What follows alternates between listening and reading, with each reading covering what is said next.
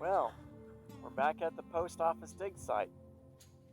More specifically, we're at the trash hole that is uphill from the post office dig site. It's about 50 degrees and a little breezy, but we came up here because we wanted to get that big thing out of the way, out of the ground, and find out what it is. It looks like it's part of an engine block, but we're here to find out what it is and also what might come out of the ground when we take it out. As you can see, we joined the three holes together to make one big one. There was one hole here, and there was another hole over there, and then there was another one over there, and we broke down all the walls, combining them, and that's when we uncovered that big block there. It's iron. So we're gonna find out what it is, and we'll show you later. Okay, Rebecca pulled me over to show me what she thinks might be an intact bottle right there. Yep. I see like a stem or a bottle top. It's got some writing or design up on the top. So go ahead and be very, very careful with it, Rebecca, because that looks like something we haven't found yet. Okay? Okay. All right. Call me when you're ready to take it out. Actually, you might be able to wiggle it because that sand is kind of soft. There you go. It's an intact bottle. How about that? There you go, Rebecca. Our first intact bottle. Okay. What's it say right here on top? It says, I think it says Lysol, which is a disinfectant. Yep. Lysol. Well, that's interesting. Rebecca, can you brush off the bottom with your glove real quick?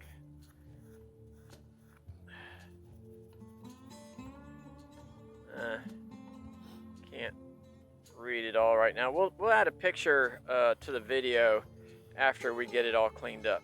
Congratulations, Rebecca. That's a first for that type of bottle. Nice. Very good. Put that up there in the tub. My first intact bottle. Okay, we got the engine block. At least that's what I'm calling it. That's what it appears to be. Out of the hole. We just found out it says made in USA over here. Looks like it was 4 cylinders, maybe.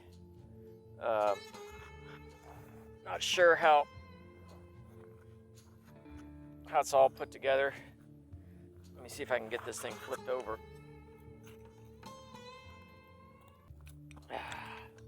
There you go. So, yeah, we'll clean it up more, see if we can find some other identifying numbers and letters on here, and let you know what we found, what it looks like. Okay, so this thing was laying right on top of that engine block, and if I'm not mistaken, and there's no words or anything on it, but I believe this is a step to get up into a vehicle. There's some support stuff for it there, and it actually looks like it has a swivel here to go up out of the way of whatever it was bolted to. Long strap here that's, I'm sure, bent out of its original shape, but that's what it looks like. It's very decorative. Pretty sure that was a step to get up into some vehicle. All right, this looks like some kind of a jack stand. We just pulled it out of the hole, and pretty sure that's what it is. It's got this recessed side on the other side, so it doesn't look real strong. It's got a screw coming out this end with a nut on it. But let me know what you think. I think it's a jack stand of some sort. It was held onto something, and you would use something to step up each place to raise something up. All right. Okay, to orient you, right there is where we pulled out the engine block. Rebecca's working on that big steel cable over there.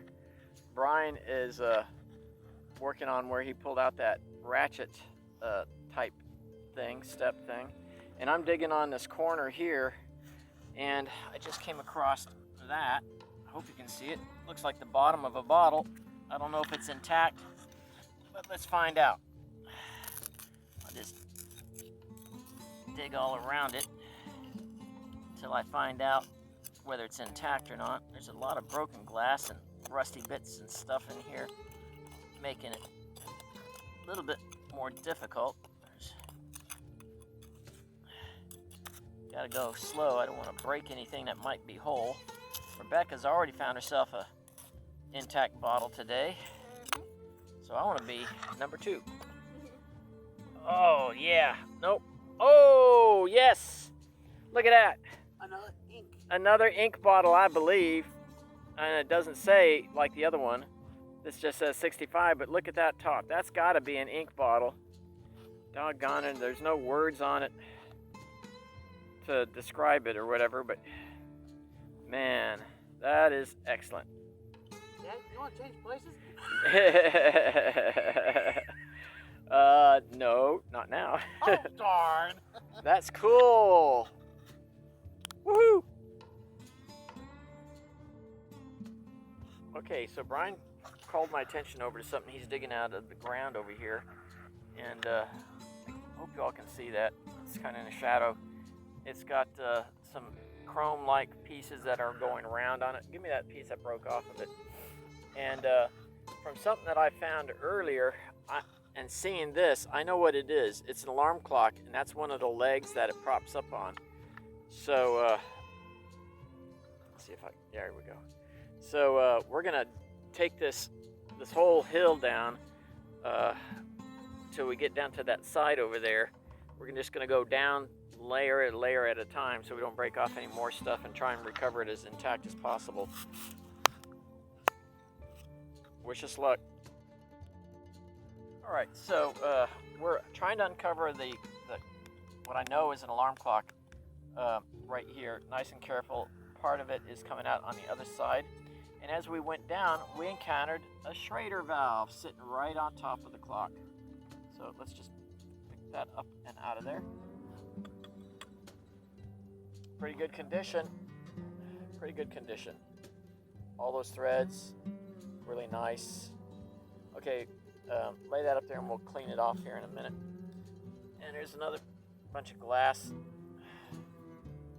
And it's more of that rough textured glass that we've been finding a lot of. It's a large bottle. Some more pieces. Piece of glass there. All right. There's a rock. But it's dangerously close to damaging the clock if we try and pry it up. So let's get the stuff off of it that's making it hard to get out. There we go. There's a big piece of glass right there. Oh, there's a nail. Get that nail. And let's see if we can get this glass. Oh. Is that rough? No. Okay. All right.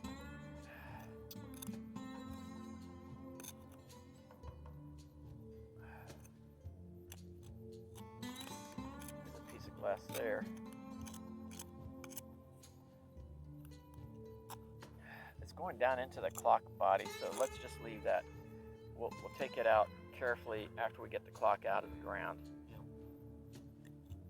Got to figure out where the bottom of this clock is. Oh, it's coming out. All right, I'm going to see if it'll wiggle free because there's a lot of it.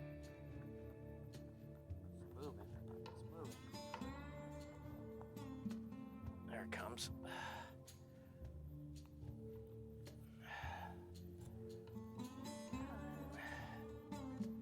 Well, it sure don't look much like a clock, but it's got a lot of stuff that's rusted to it right now. But Brian broke a leg off right there, which we have. We might be able to glue it back. There's another leg. The top is up here. It's got a little ring. Yep. It's got a little ring going through it. Expose that ring.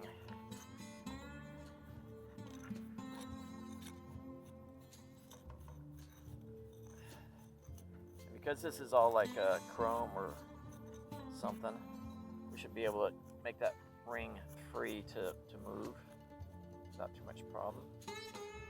Love to see what it looks like inside here after we get it all cleaned out carefully. This glass might be part of the the lens that covered the clock. I'm not sure which is the front, which is the back right now.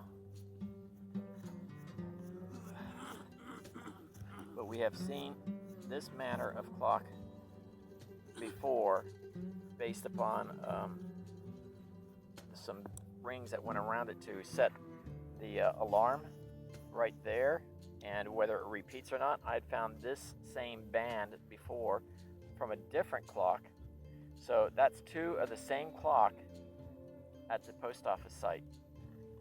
So we're not going to try and clean any more of this yet, because I don't want to lose anything that's situated in any way inside. So Brian, just lay this down like that in a tub, and we'll take it home and clean it very, very carefully. All right, cool. Okay, Rebecca found a bottle, and I found a bottle, and then I uncovered something just the end of it that might be a bottle, so I let Brian dig it out. And look what you got, Brian. Another bottle. Another bottle. It's got a twist top to it. It's got a three. It's got these 3 indentations on the sides. Four. And on the bottom it says McCormick and Company, Baltimore, patented. So McCormick made like vanilla extract and stuff. It's empty, or it's hollow though. I mean, it's empty. I think. Well, there could be a cork inside there. Well, yeah, just lay it up there in the bucket, and we'll look at it when we get home. Very cool. We finally got the cable out of the way. It's not much cable. It's old steel cable. Hey Brian, grab this tire or this rim. Let's take it inside the post office and compare it to the size of the other rim that we dug up outside the post office. Like one of our first days here.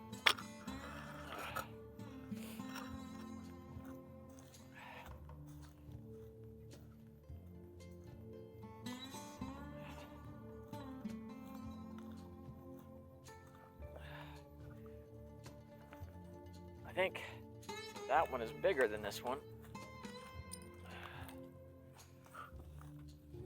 All right, let's see here. Lean that up against the wall there. Yeah, well, of course it's hard to tell because they're all rusted and corroded and stuff.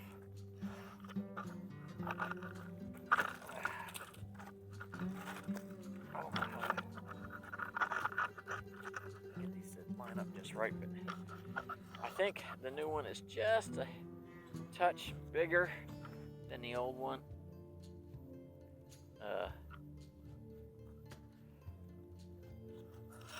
It is definitely wider. This is the new one, and this is the old one, and I think the new one is definitely wider than the old one that we found.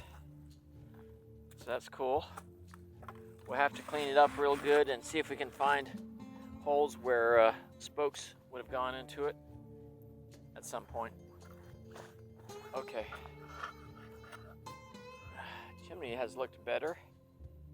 The cows keep coming in and rubbing up against it. All right. We are closing up. The sun is heading down and it's getting cold. We'll have to come back and dig in the post office again someday. The trash dump is turning out a lot more things that we like to find than the post office has been lately, so we've been spending a lot of time up there at the trash dump uphill from the post office. Found this big metal ring in the ground today. Don't know what it went to. We've been finding these strips of carpet kind of stuff. Some have had little tacks to tack it into like wood or whatever. All right, well, here's the wrap up. I'll go quickly over the things that you've already seen videos of. This is a Lysol bottle that Rebecca found. And on the bottom it says Lysol. Hold on a second, it's backwards. Lysol Incorporated. Patented, PTD. And then on the bottom it says Bloomfield, I think it's Michigan. And in the middle it says bottle made in USA, has a triangle with a W and a T inside of it. And it says Lysol on 4 sides. It's pretty cool.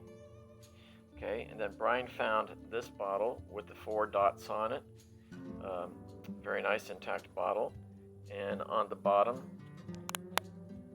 it says McCormick and Company, Baltimore, Maryland, patented. So that's pretty cool. Probably had like vanilla extract in it or something. And if you didn't grow up with it, Lysol is a disinfectant. And then I pulled out this bottle. It's got like a little fracture in here, but it didn't break out, so that's cool. The only thing it says is G65 on the bottom. But I believe it's another inkwell from what I've seen on the internet. So that's cool. That's 2 inkwells now within about a week or so of each other. This one's bigger than the other one. Now, we didn't pull all these out yesterday. I pulled out one, but just goes to show you that these little keys that are used to peel the metal trim around to open like a sardine can were pretty common. Found another Schrader valve. This is like the very first Schrader valve that I found. It's a really large one with the threads going all the way down.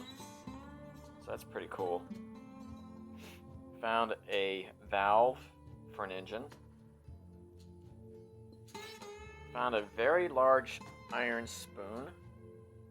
And for it being iron, it's in pretty good condition. It didn't break. I know it's pretty fragile. There's no way, I don't think, that I can get through all this rust to see any design or make on the back without damaging it further, so I'm just going to leave it. Found a really nice piece of petrified wood. It's very thin.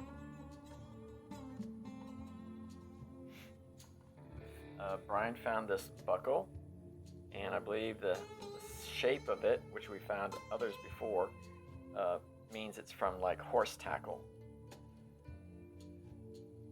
And then I found previously this outer ring right here from an alarm clock made by West Clocks. It's the Big Ben model, and over here you can move this dial to either set the alarm on or off, and over here to set it to repeat or just go single time, I think.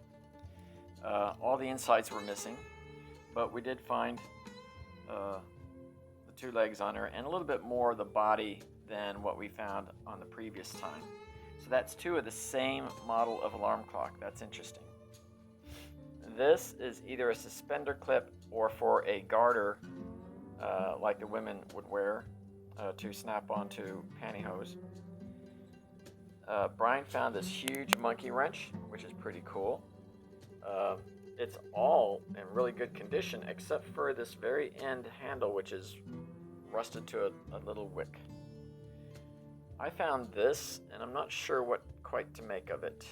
It looks kind of like a nut, but it's got a piece of copper wire twisted around it in 2 loops, and it makes me think it was used as a fishing weight, maybe? Some kind of weight. We found this huge thing, and not quite sure what to make of it.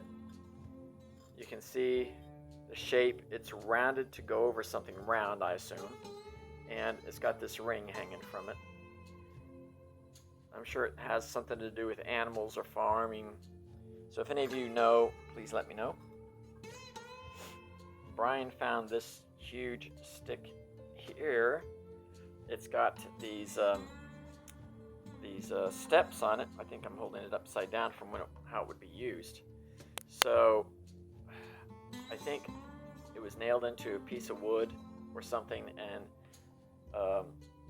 this was used with something else to jack something up. So if anybody knows, let me know. And then Brian found a very large file, which goes back to my joke to him that we're going to need a filing cabinet for all the files. And I found this we found a lot of this plastic stuff, but this is the only one that I saw a real design on. I'm hoping that you all can see that fairly well. I don't know what it could be. It appears to be plastic. It's very brittle. It's got like a impression on the back side, like something else was pressed up against it for a long time. Could be plastic, could be dried leather, I'm not quite sure.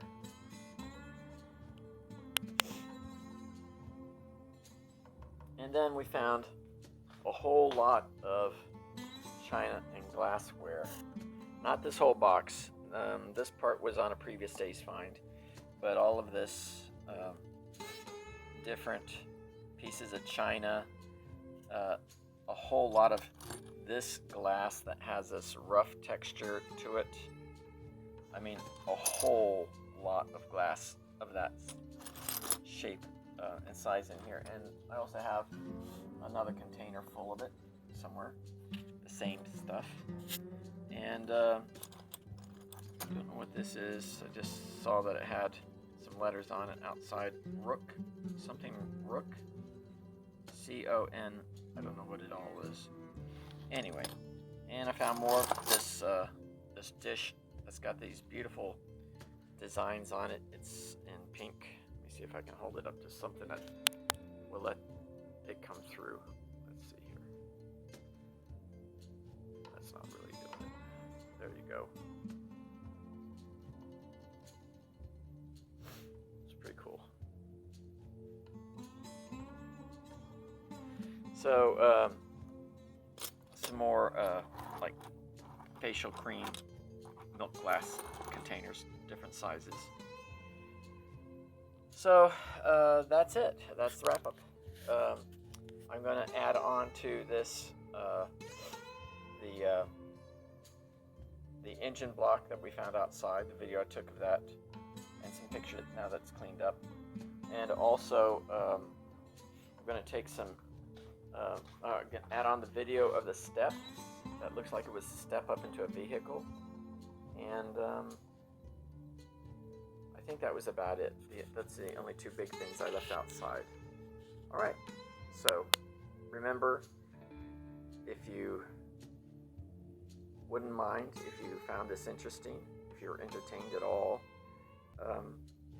please leave a like, like the video, and maybe subscribe. I'm not saying you have to,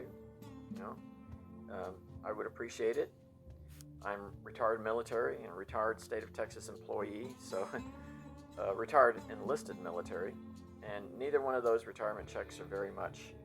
So I'm hoping that I can make a little extra money bringing my metal detecting and relic hunting adventures to you. So go ahead and like the video if you found it interesting, and if you want to be notified of when I upload my next video, then by all means, please subscribe.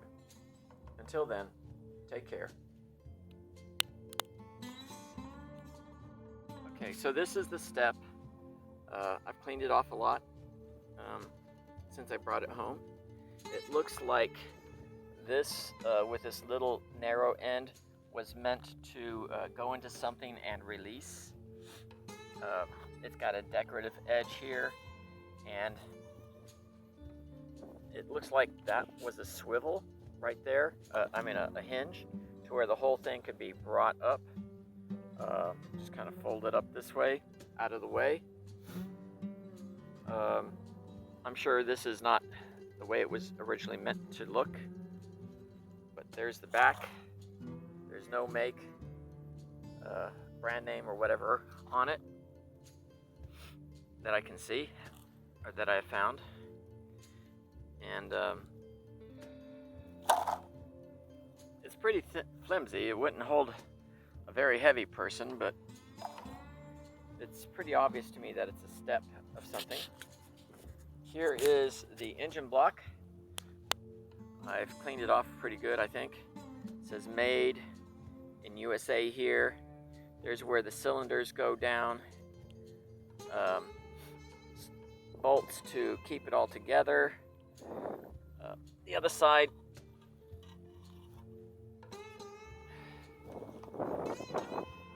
looks like this. So this was the top of the engine block, looks like. One thing I didn't know about engines is these channels that run inside and around these cylinders.